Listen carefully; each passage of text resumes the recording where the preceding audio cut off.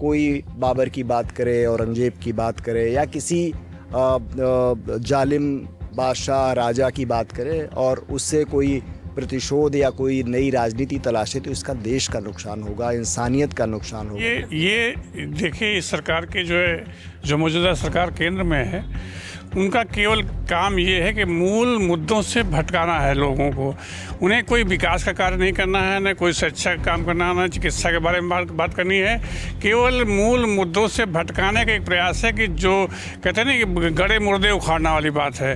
तो गड़े मुर्दे उखाड़ने से क्या मिल जाएगा, इस देश का कितना बड़ा विकास हो जाएगा। जब से भाजपा है शासन में, तो ये कोई ना कोई ऐसा मुद्दा, नैरेटिव, देश का मिजाज, देश का आम जनमानस को उसी नैरेटिव में, हिंदू मुस्लिम में लेके आते हैं, चाहे मंदिर वाला मामला हो। ये सरकार जो चल रही है दावा करती है कि हम विश्व गुरु बनने वाले हैं।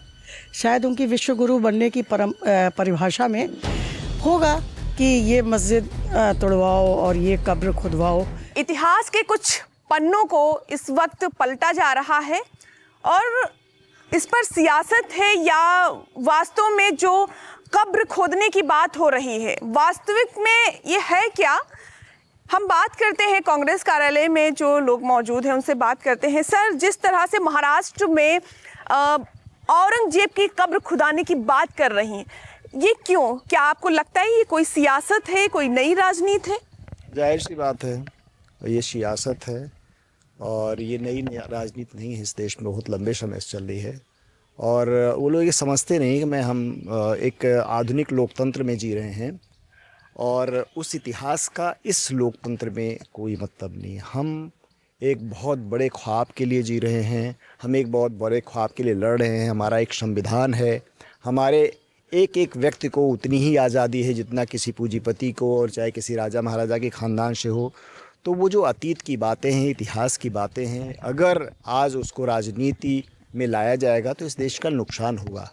कोई बाबर की बात करे, औरंगजेब की बात करे या किसी जालिम बादशाह राजा की बात करे और उससे कोई प्रतिशोध या कोई नई राजनीति तलाशे, तो इसका देश का नुकसान होगा, इंसानियत का नुकसान होगा। इस देश में जो हमारा संविधान है, जो हमें इंसानी बराबरी का ख्वाब देता है, उस ख्वाब के सामने बाधाएं आएंगी और हम किसी प्रतिक्रिया की तरफ बढ़ेंगे जिसमें महिलाओं, दलितों और इस देश के वंचित समाज का बहुत बड़ा नुकसान होने वाला है। भले ही कोई आक्रोश में इस बात को देखा जाए किसी फिल्म के माध्यम से, किसी राजनीतिक उस अध्याय के माध्यम से, नफ़रत की राजनीति के अध्याय के माध्यम से, लेकिन नुकसान सबसे ज़्यादा महिलाओं और दलितों और वंचित समाज के लोगों का होगा, युवाओं का होगा। इस देश में जो करोड़ों करोड़ों नौजवान ख्वाब देख रहे हैं खुशहाल ज़िंदगी जीने का, उनका नुकसान होगा और कुछ नहीं हो सकता। ये राजनीति केवल आपको क्या कहते हैं कि ध्वंस दे सकती है, आपके दिमाग को नफ़रत दे सकती है, वो मोहब्बत नहीं दे सकती है, करुणा, इंसानियत नहीं दे सकती है। सर, जैसे कि औरंगजेब की अगर बात चली है तो उस केस में आपसे ये पूछना चाहेंगे कि वास्तव में क्या वो कब्र को हटाना चाहिए? क्योंकि औरंगजेब की जो हिस्ट्री है वो ये बताती है कि शिवाजी महाराज के जो बेटे थे संभाजी महाराज, उनके साथ काफ़ी ज़्यादा अत्याचार किया, मराठाओं पर हमला किया, बहुत सी ऐसी चीज़ें की। उस केस में क्या आप इसके खिलाफ हैं औरंगजेब के? देखिए क्या है ना, हिस्ट्री तो हिस्ट्री है ना। अब तो औरंगजेब है नहीं, ना कोई संभाजी हैं। अब हम एक लोकतंत्र में जी रहे हैं। अगर हम कब्रें खोदें तो ऐसी न जाने कितनी कब्रें मिलेंगी और न इतने कितने ऐसे जालिम लोग मिलेंगे। फिर तो मुझे अपने भी नीचे खोद के देखना पड़ेगा कि हमारे पूर्वजों ने यहाँ पे क्या किया है या हम किसकी ज़मीन पे बसे हैं, उन्होंने किसके साथ अन्याय अत्याचार किया है। तो पहले सबको इसको अपनी समझ बनानी होगी इसकी, और ये समझ, लोकतंत्र की समझ एकदम जुदा है उससे। और अगर कोई किसी एक अध्याय के माध्यम से इसको देखना चाहता है तो वो उसको मुबारक हो।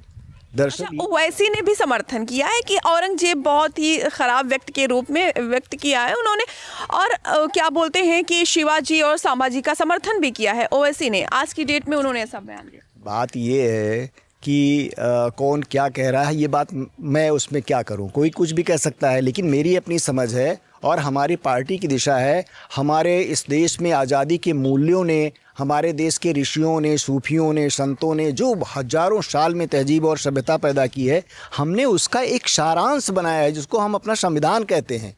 जो जिस मान सम्मान के साथ उस संविधान के साथ हमको आगे बढ़ना है और हमें हिंदुस्तान के लोगों की खुशहाली के लिए, उनके ख्वाबों के लिए जो रास्ता बनाना है, हम उसके लिए सोचते हैं और उस लड़ाई में हम जाना नहीं चाहते। वो लड़ाई हमें निश्चित तौर पे एक अंधेरे की तरफ ले जाएगी, प्रतिक्रिया तरफ, और हम पहले भी बता चुके उससे कि सबसे ज़्यादा किसका नुकसान होने वाला है। तो इसलिए इन सब चीज़ों से बचा जाना चाहिए। उसे कविता के रूप में, फिल्म के रूप में, नाटक के रूप में ही देखा जाना चाहिए कि हाँ ठीक है, अतीत से हम कुछ सबक ले सकते हैं, इतिहास से कुछ सबक हम ले सकते हैं, और जो लोग वो राजनीति कर रहे हैं उन्हें सबसे ज़्यादा उससे सबक लेने की ज़रूरत है। Thank you.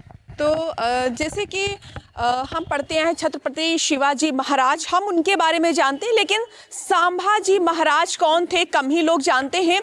लेकिन जो बीजेपी विधायक है टी राजा ने औरंगजेब की कब्र को पूरी तरह से ध्वस्त करने की बात कही है, पूरी तरह से उसे नाश करने की बात कही है।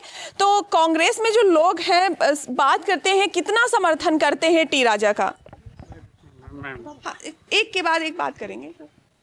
टी राजा ने ये जो बयान दिया है, आपके विरोधी हैं जो समर्थन करते हैं कि या सर विरोध करते हैं? किस बात का? ये टी राजा ने जो कहा है कि औरंगजेब की जो कब्र है ख़त्म कर दो, इनका नाम पूरी तरह से मिट जाना चाहिए। तो यहाँ कहाँ उसका नाम चल रहा है? इस देश में उसका कहीं नाम चल रहा है? महाराष्ट्र में उसकी कब्र बनी हुई है। देखिए इस सरकार के जो मौजूदा सरकार केंद्र में है, उनका केवल काम ये है कि मूल मुद्दों से भटकाना है लोगों को। उन्हें कोई विकास का कार्य नहीं करना है, न कोई शिक्षा का काम करना है, न चिकित्सा के बारे में बात करनी है।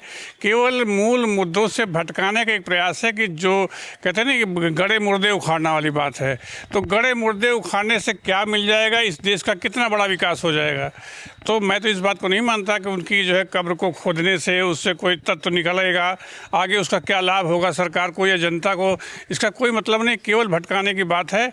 और ये जो मुहावरे भी बने हैं ना कि गड़े मुर्दे उखाड़ना, तो किसी चीज़ की जो दब गई है बात, जो बरसों नहीं, 1-2 वर्ष नहीं है, काफ़ी वर्षों पुरानी बात है, उसको फिर उखाड़ के लाना, देश के सामने प्रस्तुत करना।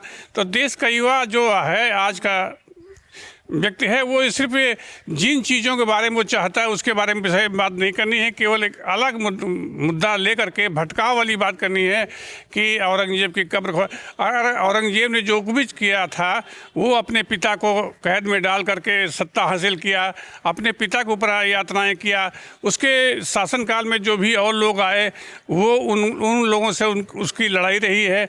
यहाँ पर जो है 200 साल 500 साल पुरानी बात को लेकर के आगे बढ़ाना, ये मेरे हिसाब से सही नहीं है, गलत है।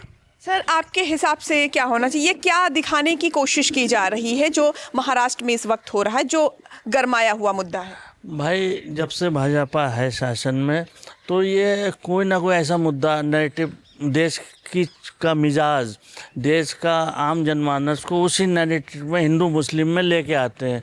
चाहे मंदिर वाला मामला हो, तो मंदिर का जब मामला हुआ, सारे मुस्लिम भाइयों ने बहुत स्वागत किया कोर्ट का, भाई राम मंदिर मिलना चाहिए, बड़ा दिल देखा है, हम छोड़ते हैं दावा।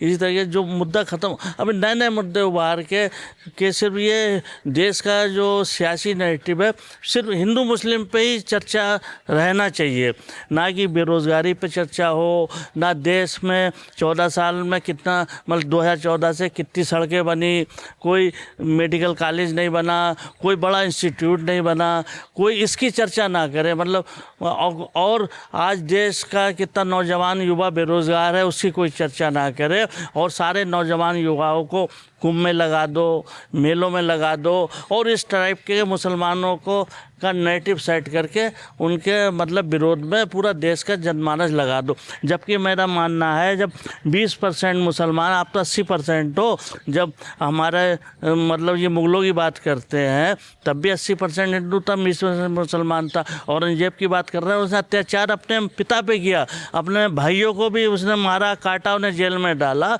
उस टाइम में भाई हिंदू रहेंगे तो कुछ टाइम, तो भविष्य की बातों को आज देश के जनमानस से जोड़ के ये सिर्फ अपना नैरेटिव यही सेट करना चाहते हैं। बस देश की राजनीति पे जो चर्चा हो, जो गोदी मीडिया है सुबह से शाम तक हिंदू मुस्लिम करता रहे, ना ये सवाल पूछे कैसे ट्रम्प ने किया है, किस तरीके से 21 मिलियन डॉलर में आके और उन्होंने ये चुनाव में इन्होंने उसके फिगर्स को बढ़ाया है, जो 5 बजे के बाद वोटिंग है, इस पर कोई चर्चा ना करे। और देश इसी में उलझा रहा है कि हिंदू मुस्लिम 20% मुसलमानों से हिंदू को 70 साल से खतरा नहीं है।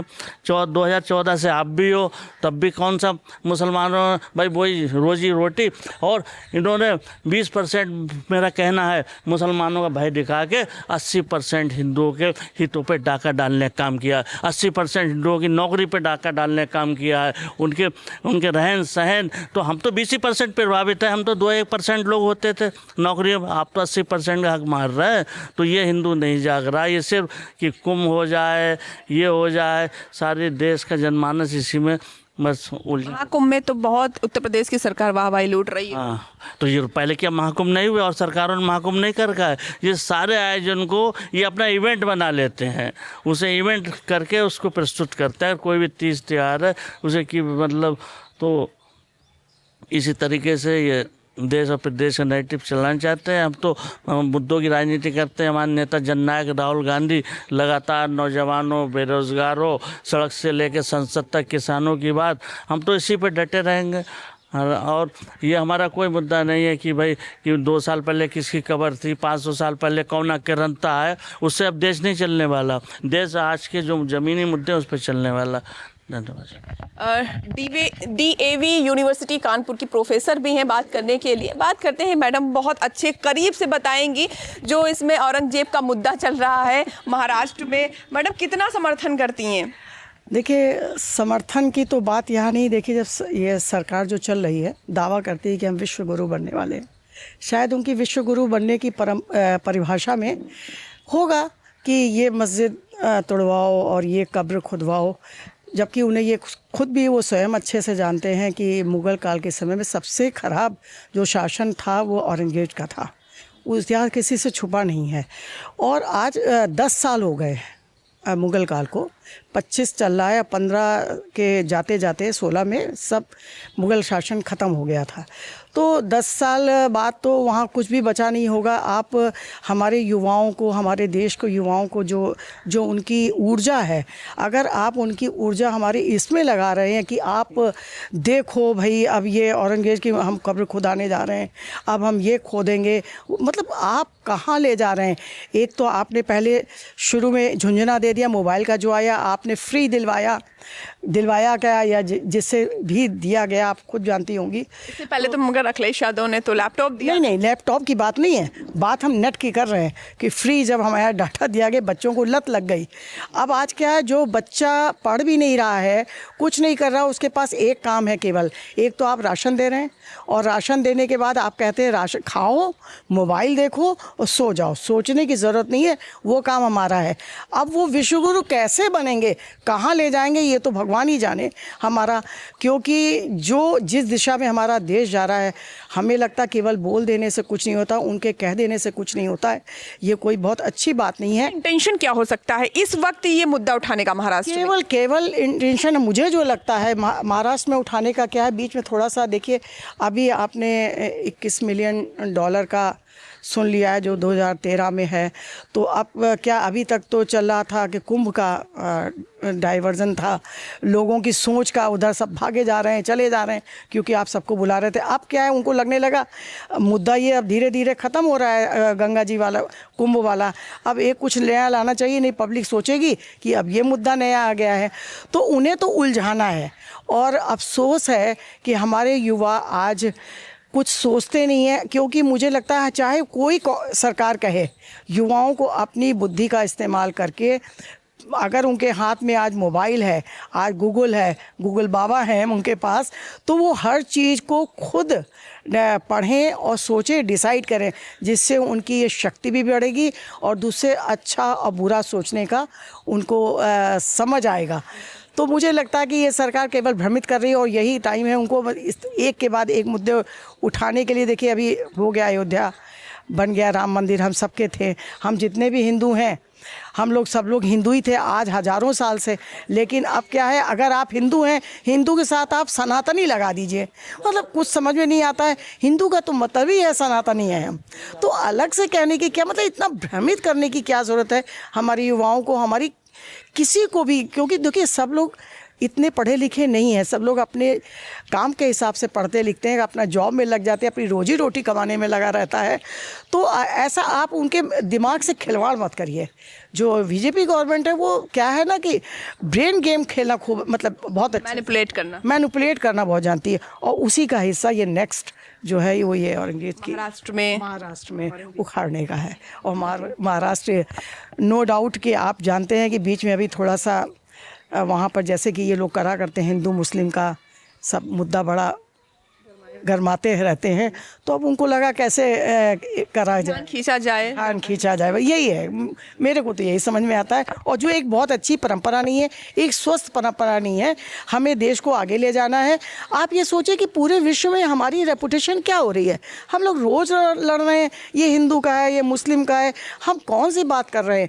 ये तो या तो आप ये कर रहे हैं, देश को इस तरह से बांट रहे हैं कि एक तरफ बुद्धिजीवी है और वो परेशान है कि हम ऐसे भारत में कैसे रहें कि मतलब हमारे ना अधिकार सुरक्षित हैं, हम कर्तव्य केवल करें, हमारे अधिकार कुछ नहीं है ना। और एक तरफ वो वर्ग है जो अधिकारों और कर्तव्य तो करता नहीं है, अधिकारों को खींचता है, मतलब कहना चाहिए अटैक करता है उनके।